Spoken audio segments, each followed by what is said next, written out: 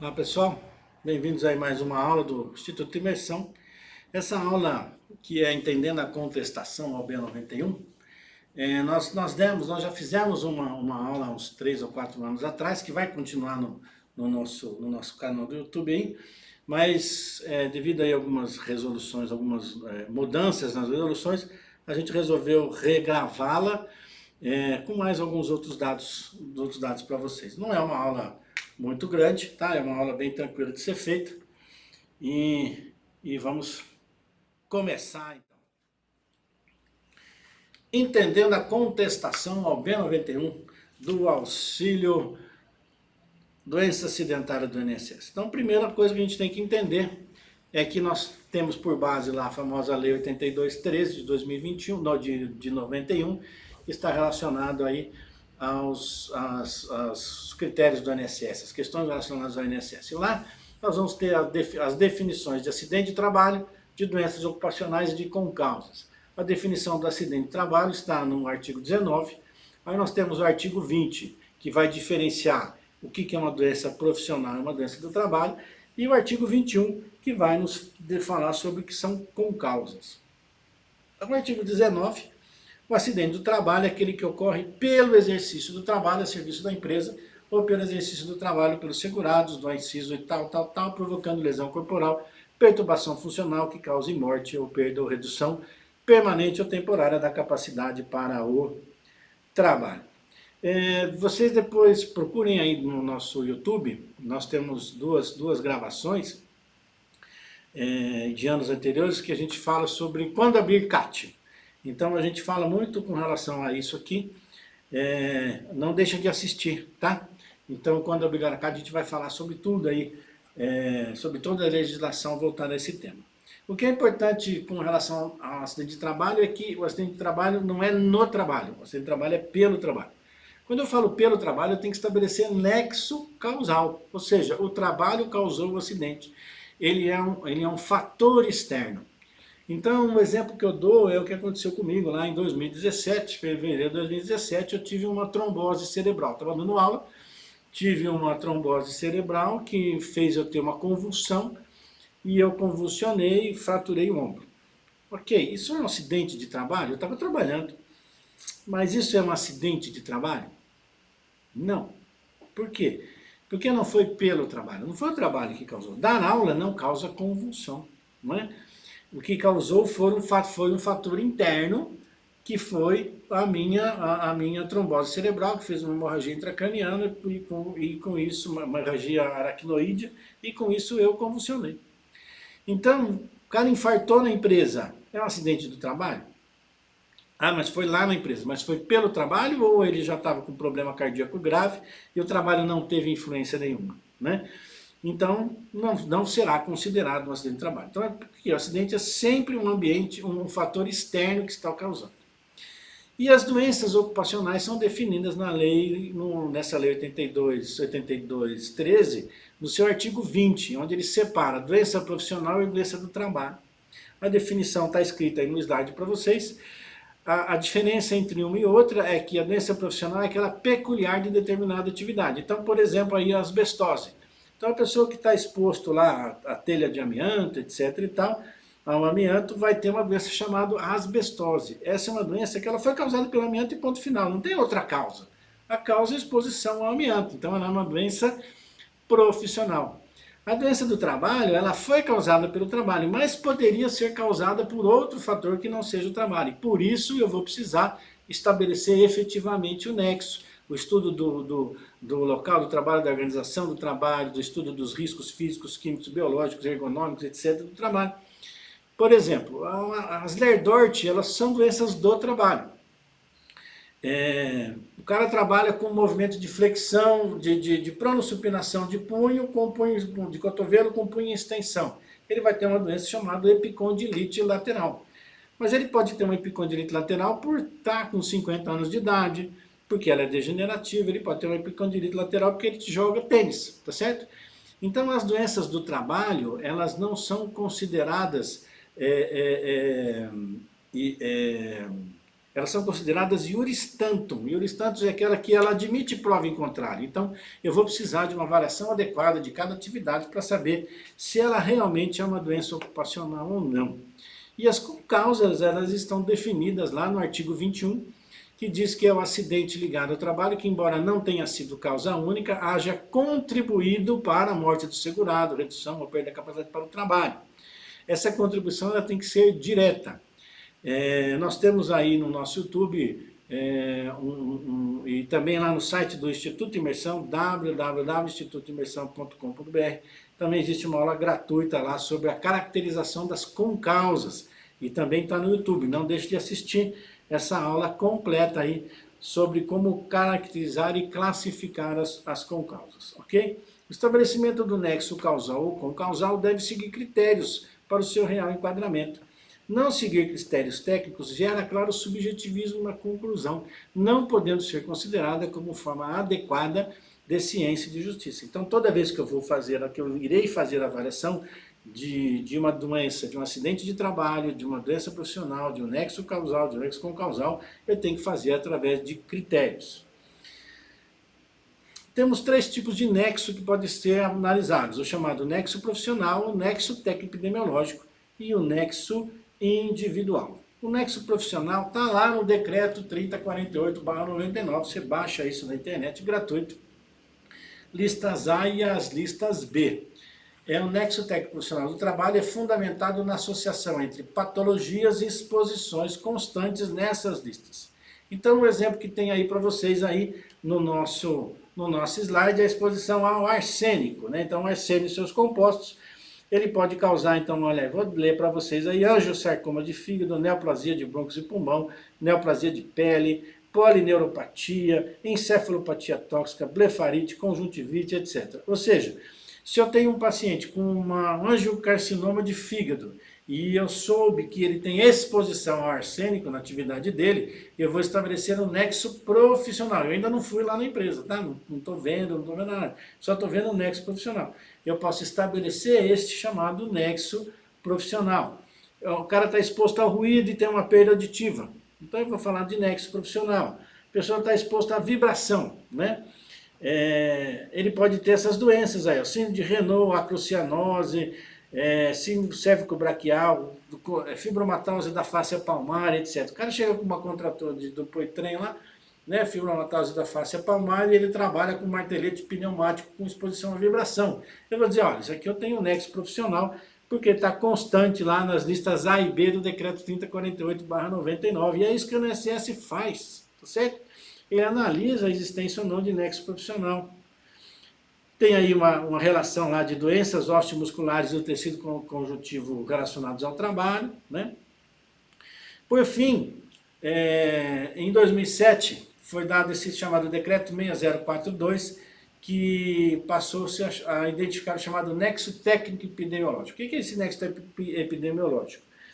É aplicável quando houve significância estatística da associação entre o CID, a classificação internacional da doença, com o KNAI da empresa. Então eu pego lá uma empresa 1012, que é o KNAI do frigorífico, e eu tenho o CID M75. Eu vou dizer assim, olha, esse KNAI 1012 de frigorífico, no frigorífico tem muita gente com M75, um monte de gente aqui no INSS com M75. Então estabelece um nexo técnico epidemiológico. O problema do NTEP é que pode ser que a pessoa seja o porteiro, trabalha no frigorífico é o porteiro. Ou seja, não vai ter relação causal da tendinite com o trabalho da portaria, então ele pode ser um erro.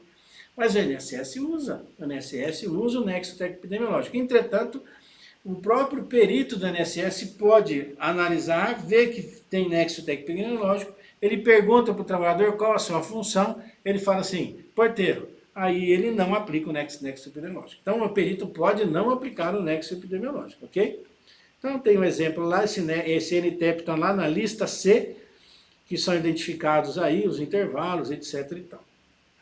Por fim, o mais importante é sempre o chamado nexo individual, que é o nexo técnico por doença equiparada a acidente de trabalho ou nexo técnico individual decorrente de acidentes de trabalhos típicos de trajeto, bem como condições em que o trabalho é realizado. Isso eu estou falando do artigo 20. Então, o nexo individual, eu estou falando artigo 19, acidente de trabalho, artigo 20, doença profissional ou doença do trabalho. Para isso eu tenho que utilizar critérios, como foi aquele slide que eu falei para vocês. Quando eu tenho acidente de trabalho, eu posso utilizar o famoso critério de Frankini ou o critério de Simonin. Eu costumo utilizar muito os critérios de Simonin, o Frankini eu não uso. E para doenças ocupacionais, eu posso utilizar os critérios de Bedford-Hill, ou eu utilizo os meus critérios, né? Então, os critérios de penteado para avaliação de nexo causal e os critérios de penteado para avaliação de nexo com causal. Por óbvio, eu uso os meus, né? Como umas perícias previdenciárias, quando eu tenho uma perícia contra o INSS, normalmente eu uso os próprios critérios do INSS, que está lá na resolução 10 de 1999, que não cabe aqui a gente falar. Existe uma aula gratuita no site do Instituto Imersão, elementos chaves para avaliação do nexo causal e concausal. Então, entrem lá no nosso site e assistam também essa aula gratuita, onde a gente vai falar quais são os critérios que eu tenho que ter, elementos-chave, avaliar o estado anterior, se tem doença prévia, vida laboral prévia, etc. Então, nós não vamos entrar em detalhes aqui, vocês têm esta aula também lá para assistir. Quais são as consequências de um auxílio-doença acidentário? Isso que é importante saber. Toda vez que dá um B91, a empresa tem a obrigatoriedade do recolhimento do fundo de garantia durante todo o período de afastamento. Então, a empresa, essa é uma consequência. Se ele afasta por auxílio doença comum, eu não preciso recolher o FGTS. Mas quando é doença do trabalho, acidente de trabalho, a empresa é obrigada a recolher. Estabilidade de 1 ano para o trabalhador quando ele volta do B91. Então, ele tem 1 ano de estabilidade na empresa. Grande problema, e que tem acontecido muito, o INSS entra com uma ação regressiva contra a empresa, pleiteando o ressarcimento dos valores pagos a título de auxílio doença acidentária. Por quê? Porque lá nas resoluções do INSS diz o seguinte: se o acidente de trabalho ou a doença ocupacional que gerou afastamento no INSS, que o governo teve que tirar dinheiro para pagar isso, foi por culpa da empresa, e aí entra o risco objetivo das LERDORT, a empresa... Então, esse negócio da empresa, manda para o INSS, manda para o INSS, se o INSS entra com esta ação regressiva, a empresa vai ser obrigada a pagar tudo que o INSS pagou para o INSS, para o trabalhador, a empresa deverá pagar para o INSS. Grande problema também é a estatística negativa para o cálculo do FAP, que é o fator acidentário previdenciário. Isso aumenta o imposto, né? Aumenta a incidência de pagamento de imposto de acordo com a alíquota do GIL-RAT, contribuição do grau de incidência de incapacidade laborativa decorrente dos riscos ambientais do trabalho. Então, o meu FAP vai aumentar, o imposto que a empresa vai pagar vai aumentar. Então, são consequências diretas para as empresas que não fazem a impugnação deste B91. Importante, tá? Isso eu vou falar direto ao médico do trabalho da empresa. A contestação do nexo estabelecido pela Previdência Social somente deve ser realizado em caso haja realmente discordância técnica da posição previdenciária. O médico do trabalho deve atuar de forma diligente e ética, pois o bem maior é a saúde e o bem-estar do trabalhador, a quem deve empregar todos os seus esforços. E não se permitir a ser um mero fantoche manipulado pelos interesses do empresário. O que eu estou querendo dizer aqui? Você é um médico de trabalho da empresa. Você tem que atuar no sentido de prevenir a doença ocupacional. A partir do momento que tem uma doença ocupacional e você sabe que é ocupacional, você não pode contestar, né? Por uma questão ética. Você já deveria ter prevenido a doença. Não preveniu e ainda vai prejudicar. Isso não é uma posição ética do médico do trabalho. O médico ele é o fiel da balança entre o trabalhador e o empregador, devendo ter atitudes probas e justas, para que nenhuma das partes sejam, então, prejudicadas. Ética nos negócios. Dados que nós vamos ter. Primeiro, a empresa tem que ter o conhecimento o mais rápido possível do afastamento do trabalhador. O trabalhador afastou, ela tem que entrar lá no site da Previdência Social. Entrando no site da Previdência Social, no caso de B91, saber analisar se esse afastamento se deu por nexo profissional, NTEP ou nexo individual, porque aí vai diferenciar a forma com que será feita a contestação. E realizar a contestação, quando possível, sempre baseada em dados científicos e na identificação da ausência de riscos. Eu vou explicar para vocês aqui. Como que eu vou saber que tipo de auxílio o trabalhador se acidentou? Eu vou ter lá um documento lá do trabalhador que vai estar dizendo o seguinte: tipo de auxílio B31, auxílio doença, que é o chamado de incapacidade temporária. Como é que vai estar escrito lá? Em atenção ao seu pedido de auxílio doenças, vai estar escrito lá no trabalhador, apresentado no dia tal, informamos que foi reconhecido o direito ao benefício, tendo em vista que foi constatada a incapacidade para o trabalho. Ponto final. E termina aí. Alguns casos, a INSS ainda complementa. Informamos ainda que foi afastado o nexo técnico-epidemiológico entre o agravo e a profissiografia. O benefício foi concedido em espécie não acidentária. Eventuais discordâncias, aí no caso do trabalhador, poderão motivar recurso por parte de Vossa Senhoria junto à Junta de Recursos da Previdência Social pelo prazo de 30 dias. Tipo de auxílio B91, nexo profissional. Como é que vai vir descrito lá? Informamos que foi reconhecido o nexo entre o agravo e a profissiografia. Olha só, agravo e a profissiografia, conforme o anexo 2 do decreto 3048. Então, eu já sei lá que está na lista A e B. Então, ele está falando de nexo profissional. O benefício foi concedido em espécie acidentária e discordância deverá ser feita à Junta de Recursos da Previdência Social. Então eu tenho que saber, é um B91 por NTEP, por nexo técnico profissional, ou por nexo técnico epidemiológico, ou por nexo profissional? Não é por nexo profissional, então eu vou fazer para a Junta. Ou ainda pode vir escrito assim: informamos que foi reconhecido o nexo de acordo com o parágrafo 2º do artigo 20 da Lei 82.13. O que é? Doença profissional, né? O benefício foi concedido por espécie acidentária. Eventuais discordâncias poderão motivar o recurso por parte do empregador, ok? Então eu tenho o nexo B91 por nexo profissional. Dos nexos profissionais e do trabalho, bem como o nexo por doença equiparada, caberá recurso ao Conselho de Recursos da Segurança Social. E o prazo para isso, pelo anexo profissional, deste requerimento é de até 30 dias após a data do interessado tomar conhecimento do benefício. Então, o cara afastou, eu vi que é um B91 por nexo profissional, eu tenho 30 dias para fazer esse recurso para o Conselho de Recursos do Seguro Social. Então, eu tenho que mandar para lá, certo? Agora, quando é pelo NTEP, como é que vai vir? O NTEP vai vir assim: informamos que foi reconhecido o nexo pelo parágrafo 3º do artigo 337. Então ele vai vir dizendo assim: olha, é nexo técnico epidemiológico. O artigo 337 diz: o acidente de trabalho será caracterizado pela perícia médica. Parágrafo 3º. Considera estabelecido o nexo entre o trabalho e o agravo quando se verificar o nexo técnico epidemiológico entre a atividade da empresa e a entidade mórbida motivadora da incapacidade, disposto na lista C do anexo 2. Então, aí eu estou falando de nexo técnico epidemiológico.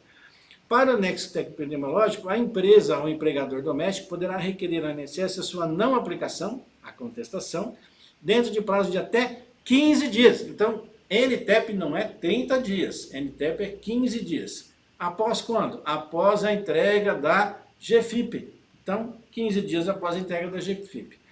Caracterizada a impossibilidade de atendimento ao prazo da entrega da GFIP, motivada pelo não conhecimento tempestivo da informação ou do agravo, o requerimento poderá ser apresentado no prazo de 15 dias da data da entrega da GFIP do mês de competência, da realização da perícia médica onde aconteceu.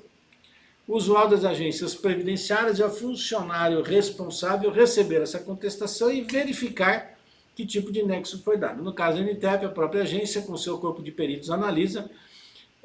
Idealmente seria que sempre fosse o mesmo perito, e quando o nexo é profissional, o funcionário normalmente já encaminha para o Conselho de Recursos. Acontece que agora mudou. Nós estamos fazendo as contestações através do site da Previdência, né? Não se faz mais a contestação presencialmente, mas através do site da Previdência Social, através do corpo de advogados da empresa. O que eu queria chamar a atenção para vocês, que é o importante desta aula que nós estamos fazendo. A única maneira de você, médico do trabalho, afirmar que não existe causa ou concausa é apresentar nesta contestação, anotem aí por favor, a prova de ausência de risco. Está lá desde a Instituição Normativa 31, sobre as questões dessa prova de ausência de risco, em seu artigo 5º, deixam claro que a empresa, no ato do requerimento da não aplicação do nexo técnico-epidemiológico, deverá apresentar documentação probatória em 2 vias que demonstrem que os agravos não possuem nexo com o trabalho. A não apresentação desta documentação comprobatória acarretará o indeferimento da contestação. Meus amigos, não adianta vocês falarem que o cara é diabético, porque ele brigou com a esposa, não sei o que, não sei o que, não sei o que, não sei o que, e não apresentar a prova de ausência de risco. O que é a prova de ausência de risco? O cara afastou por uma lerdorte. Ele tem que apresentar a análise ergonômica da atividade, demonstrando que não tem risco biomecânico. O cara afastou por uma depressão, eu tenho que demonstrar para a empresa, apresentar lá a minha macroergonomia, a minha avaliação ergonômica dos riscos cognitivos, psicossociais, etc., demonstrando que eu não tenho risco para transtorno mental. Ele afastou por um problema na coluna, porque ele refere que trabalha com vibração, eu tenho que apresentar lá a medida de vibração de corpo inteiro, dizendo que está abaixo do nível de ação. Tá certo? Então, toda contestação do INSS tem que vir obrigatoriamente com a prova de ausência de risco. Se não tiver prova de ausência de risco, essa sua contestação será imprestável, infrutífera. Então, lá no caso de doenças osteomusculares, a empresa deverá anexar o laudo ergonômico, contemporâneo à época da doença. No caso de ausências de riscos físicos, doenças relacionadas ao risco físico, químico e biológico, a contestação deverá ser acompanhada, então, de PPRA, laudos ambientais, etc, etc, etc. Então, tem que fazer a prova de ausência de riscos. Importante, extremamente importante. Isso não está lá na minha informação dessa contestação de 4 anos atrás, porque isso foi depois.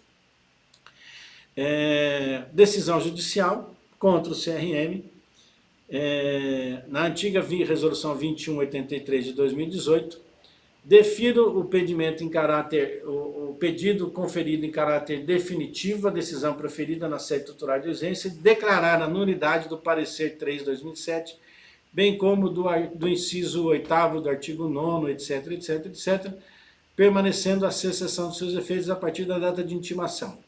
Defiro também o pedido para determinar que o réu se abstenha, doravante, de editar atos normativos que permitam livre trânsito de informações contidas no prontuário dos trabalhadores, empregados, segurados pelo respectivo médico de trabalho, ressalvadas as hipóteses descritas no artigo 73 e 89 do Código de Ética Médica. Ou seja, está definitivamente proibido o uso de dados do prontuário médico na contestação aí do INSS. Ok?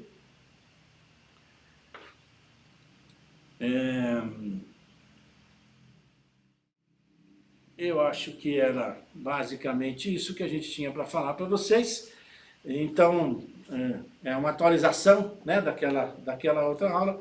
E aí eu peço para vocês, então, assistirem essas outras aulas aí no site do Instituto Imersão, sobre classificação e caracterização do nexo de concausa, quando abrir a CAT, que está aí no nosso YouTube, ok? Gente, obrigado, até a próxima. Espero que essa aula seja aí de boa serventia para vocês.